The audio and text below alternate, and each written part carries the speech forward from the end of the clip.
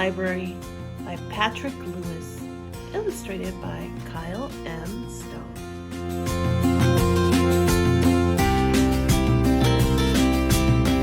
This book is a little different because it has a table of contents. What if books had different names? What if books had different names like Alice in Underland, Furious George, Good Night Noon, Babar the Beaver, and A Visit from St. Ticholas, or Winnie the Pooh Pooh Poos, The Walrus and the Carp and Her, The Emperor Has No Clues, or Mary Had a Little Clam. And how about green eggs and spam? Well, surely you can think of one. Oh, what extraordinary merry huckleberry fun. Fleeting fame. Did you ever hear of the tiny book by the famous Otto the Flea? A fly-by-night who dared to write his autobiography. Necessary gardens. Libraries are necessary gardens, unsurpassed at growing excitement. And look at, did you see the word that it created? Language. What a wonderful poem. Eating alphabet soup. My advice to the tablespoon slurper: beware what you do with that scoop.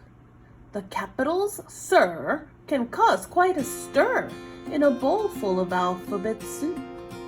While K, Z, and B do the backstroke across this hot, steamy lagoon, the fun-loving vowels may want tiny towels to dry themselves off on the spoon. But when letters go swimming together, in sentences nothing can beat the pleasure of reading the food that you're eating. So dive in and bon appetit. Great, good, bad. A great book is a homing device for navigating paradise. A good book somehow makes you care about the comfort of a chair. A bad book owes too many trees a forest of apologies. Please bury me in the library. Please bury me in the library, in the clean, well-lighted stacks of novels, history, poetry, right next to the paperbacks, where the kids' books dance with true romance and the dictionary dozes. Please bury me in the library with a dozen long-stemmed proses.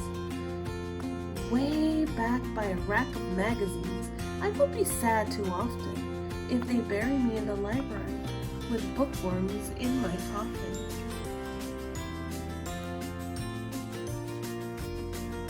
A classic. A children's book is a classic if at 6 excitedly you read it to another kid who just turned 63. The Big Word Girl. Of all the clever girls I know, Elaine's the one who counts. But what she counts are syllables in words I can't pronounce. I took her to a horror show, Godzilla meets Tooth Fairy, but she could not unglue her eyes from Webster's dictionary. She put her trembling hand in mine. Godzilla smashed the floor, for she had come across a word she'd never seen before. But when the lights came on, Elaine was sound asleep and snoring. I woke her up. She yawned and said, how uncustomarily, extraordinarily, incomprehensibly boring. Reading in the dark. I and Lantern Eye. My book, Madmate. Stay up late, rereading The Field Mouse's Guide to Midnight, blinking back the wee wonder of footprints, mouse holes, and underground maps. You know, I hoot to Lantern Eye, books are loaded traps. Pictures, pictures, pictures. Higgledy-piggledy, I read a children's book filled with 1,026 birds.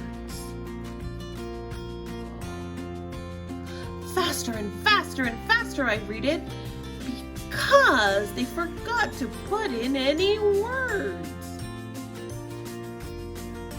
3. Haiku. Difficult writing. Assignment. The story of my life. A haiku.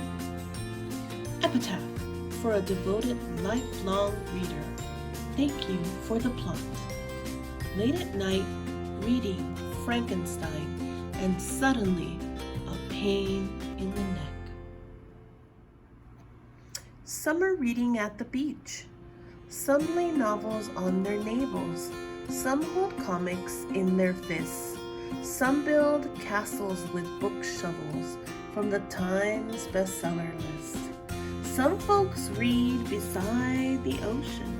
Some folks read along the coast. Some folks rub on suntan lotion. Some folks who forgot are toast. Conversation on a leaf. As I was reading Caterpillar's fascinating fauna, I came across a conversation in a story on a butterfly who saw her woolly 50-legged relation and wondered what's becoming of the younger generation. The caterpillar curlicued to get a better view. Why, mother dear, he said, I am becoming just like you. Are you a book person?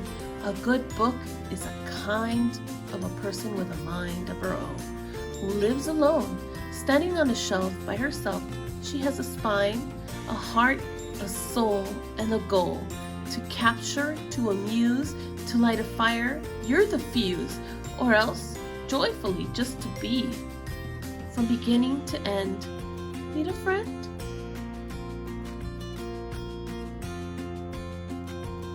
Absolute-tastical. Paint me a picture book, parrot. Honey me poetry bee. Hush me a lullaby owl. Bookmark me flea. Paint me a honey me. Hush me right into an absolute-tastical night. Riddle me riddles, anteater. Pop me a pop-up snail. Knit me a mystery, black widow.